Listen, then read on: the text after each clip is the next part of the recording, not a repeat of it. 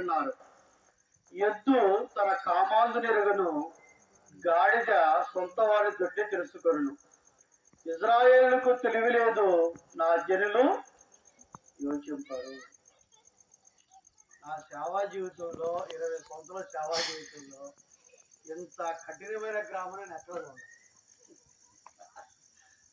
కనీసం ఎవరైనా ఇటు దాకా రాకపోయినా ఇంటి ముందు కుర్చీ వేసుకొని అయినా దేవుడి మాట ఆలకించేవాళ్ళన్నా చూశాను, కానీ ఇంత కఠినమైన గ్రామాన్ని చూడండి. కనీసం ఇరుగు పొరుగు స్నేహితులు, బంధువులు.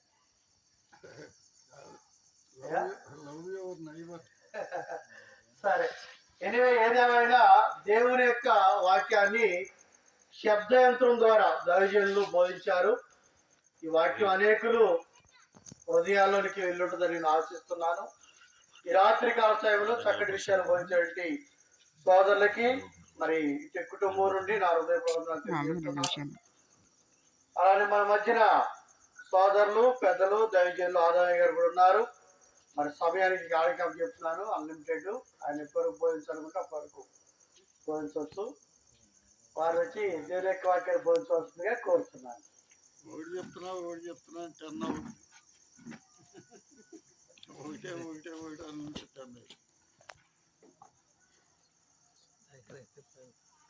దేవుని స్తోత్రాలు. మీ అందరికీ వందనాలండి. మరి ఇంత మంచి ప్రసంగం విన్నాక నేను ఎందుకు చెప్తానండి, నేను కూడా ముగిస్తాను. 9:15 అయింది. దాదాపు గంట సేపు సోదరులు మంచి విషయాల్ని దేవుని ప్రేమ గురించి చెప్పారు కదా. మరి ఆయన మంచి ప్రసంగికులు, బైబిల్ క్లాస్ టీచరు, అంతేకాకుండా మంచి వ్యక్తిత్వం ఉన్న వ్యక్తి, మంచి అతిథి ప్రియులు కూడా. మేము ఒకసారి హైదరాబాద్ వెళ్తే ఇంటికి మమ్మల్ని ఆహ్వానించి నాకు, నా భార్యకి ఎంతో సన్మానించి వారి ప్రేమను చూపించారు. మరి సోదరి వ్యూహిత గారికి కూడా మా తరఫున వందనాలు తెలియజేయండి. అందుకే మా అరుణ కూడా రాత్రి మీ ప్రసంగం వినాలని వచ్చారు. ఎనివే, మొదట్లో మన ఎలీషా గారు కూడా రేగొంటలో ఇలాగే స్టార్ట్ చేశారు. అప్పుడు కూడా ఇలాగే ఉండేది. మరి ఆయన దగ్గర టిప్స్ నేర్చుకో. ఆయన స్కూల్లో జాయిన్ అవ్వు. ఎలీషా గారు మంచిగా జనాలు గ్యాదర్ చేశారు అక్కడ. ఇప్పుడు మంచి గుడి కూడా కట్టుకున్నాడు. నువ్వు ఆల్రెడీ వేసేట్ లోపల ఉందండి అక్కడ, మంచిగానే కట్టాడు. కాకపోతే మరి వాళ్ళిద్దరే అభివృద్ధి చేస్తాడు. మేము కూడా ప్రసన్న గారికి వాక్యం చెప్పి బాప్తిస్మం ఇచ్చాం, కానీ ఆయన వాక్యంలో పెంచింది, లేఖనాల్లో బాగా జ్ఞానం బోధించింది లాజరస్ గారే.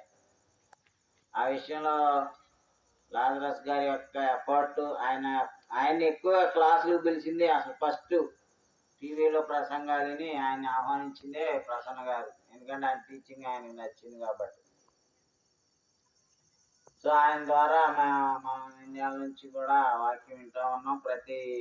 మేబీ ప్రసన్న మమ్మల్ని వదలడు. ఆయన వచ్చినప్పుడల్లా మమ్మల్ని పిలుస్తూనే ఉంటారు. నేను కూడా ఎప్పుడు మిస్ చేయలేదు అనుకుంటున్నాను. దేవుని దయ వలన ఈరోజు మన గోపి నూతనంగా మరి సత్యంలోకి వచ్చాడు. ఇదే ఫస్ట్ టైం అనుకోండి ఎలాంటి స్ట్రీట్ గాస్పుల్ మీటింగ్ అరేంజ్ చేయటం. చాలా సంతోషం. మరి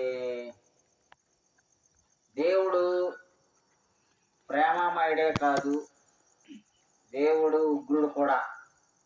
దానికి సంబంధించిన 1-2 వచనాలు చెప్పి నేను 10 నిమిషాలను ముగిస్తానండి. ప్రసన్న గారు అన్లిమిటెడ్ అన్నారు. ఆయనకి తెలుసు నేను తక్కువ సేపే ముగిస్తానని, అందుకే నాకే వదిలేశారు. ఎందుకంటే ఒక మంచి ప్రసంగం విన్నప్పుడు దాన్ని మనం మళ్ళా ఇంకొక గంట సేపు నేను చెప్పాను అనుకో, పెద్దయ్య గారు కానీ గంట సేపు ప్రార్థన చేసినట్టుగా ముందు చెప్పింది అంతా ఎగిరిపోద్ది. కాబట్టి దేవుని ప్రేమ, కనీసం ఆ జంతువులన్నీ వింటున్నాయి కదా, మనుషులు వింటలేదని బాధపడుతున్నాడు ప్రసన్న గారు. అక్కడ అవి వింటున్నాయి, చెట్లు, చేమలు ఇవన్నీ కూడా వింటానే ఉంటాయి. కాబట్టి దేవుని యొక్క తీర్పు చాలా మరి అక్కడ నో మెర్సీ. నీ కృప పొందాలన్నా, దయ పొందాలన్నా, నేను క్షమించాలన్నా, మారు మనసు పొందాలన్నా, బాప్తిసం పొందాలన్నా ఇక్కడే. ఇక ఇది దాటాక ఏం కుదరదు. ధనవంతుడు లాజరు గురించి యేసుప్రభువు వారు చెప్పారు కదా, అందులో అక్కడ ఏమైనా అవకాశం దొరికిందా? ఒక్క ఏలు డ్రాప్ కూడా వేయటానికి ఛాన్స్ దొరకలేదు. కాబట్టి గాడ్స్ పనిష్మెంట్ సెవెర్గా ఉంటుంది. అది తెలియక చాలామంది దేవుడిచ్చిన అవకాశాన్ని దుర్వినియోగం చేసుకుంటున్నారు. ఒకసారి మనం రోమాపత్రిక 2వ అధ్యాయము 4వ వచనం చూద్దాం. దేవుని అనుగ్రహము మారు మనసు పొందుటకు నిన్ను ప్రేరేపించుచున్నదని ఎరుగక, ఆయన అనుగ్రహ ఐశ్వర్యమును, సహనమును, దీర్ఘశాంతమును తృణీకరించుదువా? నీ కాఠిన్యమును మార్పునందని నీ హృదయమును అనుసరించి ఉగ్రత దినమందు, అనగా దేవుని న్యాయమైన తీర్పు బయలుపరచబడు దినమందు నీకు నీవే ఉగ్రతను సమకూర్చుకొనుచున్నావు. ఆయన ప్రతివానికి వాని వాని క్రియల చొప్పున ప్రతిఫలం ఇచ్చును. సత్క్రియను ఓపికగా చేయుచు మహిమను ఘనతను అక్షయతను వెదకు వారికి నిత్య జీవమునిచ్చును. అయితే భేదములు పుట్టించి సత్యమునకు లోబడక దుర్నీతికి లోబడి వారి మీదకి దేవుని ఉగ్రతయు రౌద్ర్యమును వచ్చును. దుష్కార్యము చేయు ప్రతి మనిషిని ఆత్మకు మొదట యూదునికి గ్రీసు దేశస్థునికి కూడా శ్రమయో వేదనయో కలుగును. చూసారా, దేవుని ఉగ్రత ఇట్స్ ఆన్ ద వే. అర్థమైందా?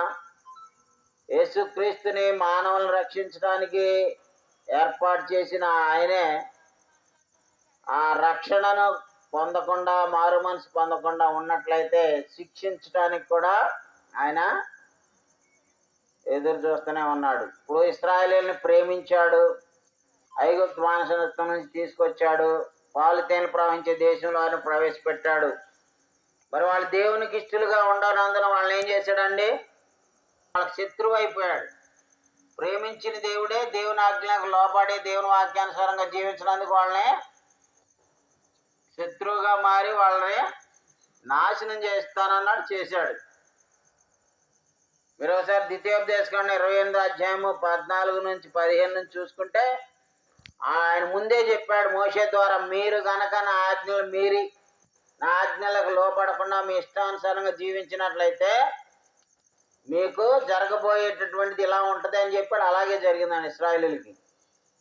రేపు మానవులందరికి కూడా దేవుడు చెప్తున్నాడు, there is a judgment awaiting, there is a punishment awaiting. కాబట్టి ధనవంతుడు లాజరు గురించి మనం ఆలోచన చేయకుండా ఇవాళ మనం బాగానే ఉన్నాం, తింటున్నాం, సంపాదించుకుంటున్నాం, ఎంజాయ్ చేస్తున్నాం, టీవీలు సీరియళ్ళు ఇవన్నీ చూస్తూ బతుకుతున్నాం. ఇక ఇదే లోకం అనుకోమాకండి. తినడం తాగటం కాదు. కాబట్టి దేవుడు తీర్పు తీర్చే రోజు ఒకటి ఉంది. ఎందుకనగా తాను జరిగించిన క్రియల చొప్పున అవి మంచివైనను సరే చెడ్డమైనను సరే ప్రతి దాన్ని తీర్పులోని తెచ్చే టైం ఒకటే మన కోసం ఎదురు చూస్తుంది. మనం 2 తప్పించుకోలేమండి. 1 మరణం, 2 తీర్పు. ఆ తీర్పు సమయంలో మనకి నిత్య జీవమా నిత్య నరకమా అనేటువంటిది ఏర్పాటు చేశాడు. ముందే చెప్పాడు, నోవాహు దినములలో జరిగినట్టును ఉంటుంది. మనిషి కుమారుడు 2వ రాకడ గురించి కూడా చాలా ఆల్మోస్ట్ జెనసిస్ టు ప్రకటన వరకు మొత్తం కవర్ చేశారండి సహోదరులు. మరి అక్కడ ఏం చెప్తున్నారు? నోవాహు దినాల్లో జరిగినట్టే జరుగుతుంది. పెండ్లికి ఇవ్వబడతాం, పెండ్లి చేసుకోవటం ఉంటుంది. కాబట్టి మరి మీరు అనుకోనని గడియలో యేసుప్రభువు వారు వచ్చేస్తున్నారు. మరి అప్పుడు సిద్ధపడాలి. Heaven is the prepared place for the prepared people. పరలోకానికి కొరకు సిద్ధపడిన వాళ్ళకే పరలోకం దొరుకుద్దండి. మనం సిద్ధపడకుండా ఉంటే అగ్నిగుండం పాలవుతాం. కాబట్టి ఇక్కడ ఏదైనా మనం సెమీ క్రిస్మస్ అని పెట్టి కేకులు కట్ చేసుకుంటే ఏదైనా స్కిట్లు డ్యాన్సులు అయితే ఈ 30 ఇళ్ళే ఉంటాయంట. ఈ 30 కుటుంబాల వాళ్ళు అందరూ ఇక్కడే ఉండేవాళ్ళు. మరి వీళ్ళు ఎంతమందిని పిలిచారో, ఎవరిని పిలిచారో, స్నేహితులను పిలిచారో, బంధువులను పిలిచారో మాకు తెలియదు. అయినా కానీ వాళ్ళన్న శిష్యురాళ్ళే ఉన్నారు కదా, వాళ్ళు కూడా రాలేదేంటి? మొన్న నైట్ నన్ను పిలిచినప్పుడు 300 మంది వచ్చారుగా. వాళ్ళందరూ ఏమయ్యారు? పాలన్న గారు. కాబట్టి ఆయన పాంప్లెట్ వేసాడు, మమ్మల్ని అందరినీ బోధకులను పిలిచారు, కానీ రావాల్సిన గ్యాదర్ చేయాల్సిన వాళ్ళు చేసుకోలేకపోయారు. కాబట్టి ఆడియన్స్ రాలా.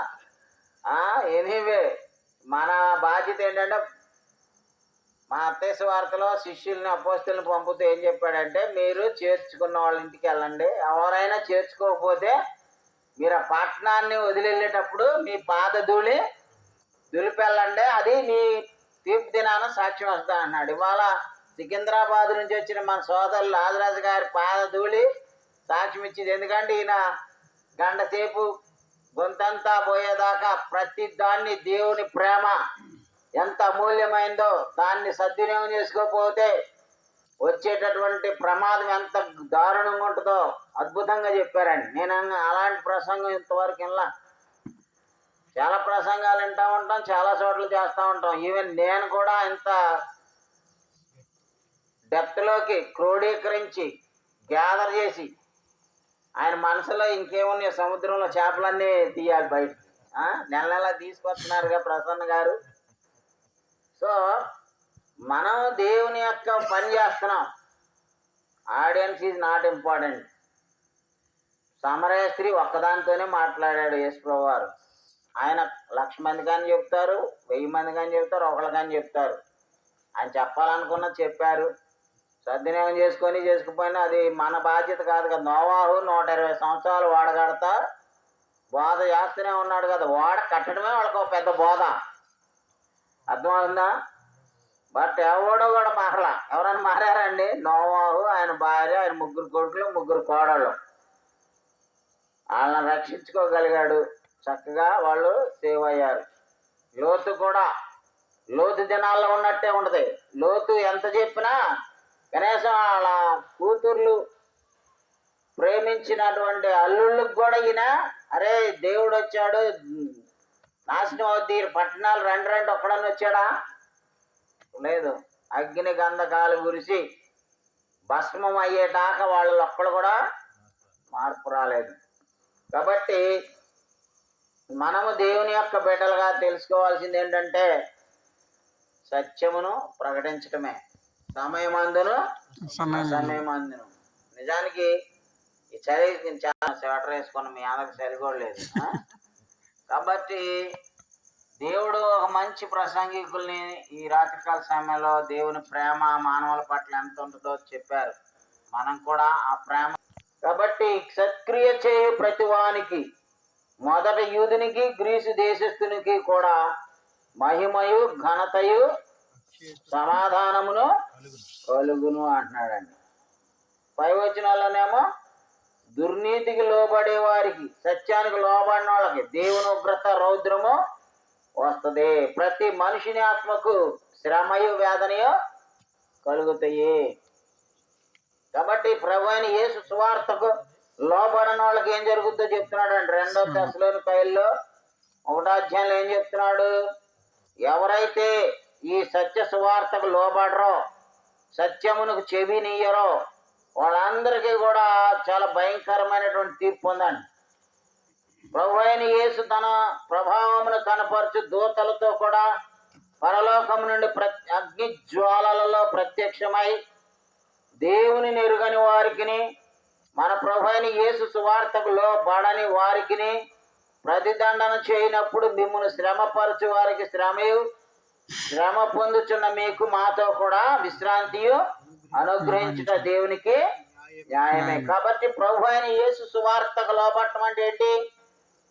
ఏదో ఒక ఫెలోషిప్ లోనో, ఏదో ఒక ఆర్సిఎంలోనో, ఏదో ఒక సిఎస్ఐలోనో, ఏదో ఒక సంఘంలో ఉండటం కాదండి. నాకు చెప్పారు సోదరులు, క్రీస్తు స్థాపించిన సంఘం ఒకటి ఉంది. దేవుడే మానవుడుగా వచ్చి తన రక్తాన్ని చిందించి రక్తంతో కొన్నటువంటి సంఘం ఒకటి ఉంది. ఎందుకంటే క్రీస్తు సంఘం కొరకు చనిపోయారు. క్రీస్తు సంఘాన్ని కట్టడానికి, సంఘాన్ని బతికించడానికి కావాల్సిన వాక్యాన్ని కూడా ఇచ్చారు. కాబట్టి ఈ లోకంలో ఉన్నదంతా వ్యర్థం, సమస్తము వ్యర్థం అని చెప్తుంది బైబిల్. మహాజ్ఞాని కూడా అదే చెప్పాడు. మానవ కోటికి విధి ఏంటంటే దేవుని ఆజ్ఞలను గైకొనడమే మానవ కోటికి విధి. ద ఓన్లీ డ్యూటీ దేవునికి లోబడాలి, విధేయత చూపాలి. కాబట్టి ఈ రాత్రికాల సమయంలో సోదరులు మరి గోపి గారు, వారి తల్లిగారు ఒక్కళ్ళే ఉన్నారు, వాళ్ళిద్దరు తప్ప.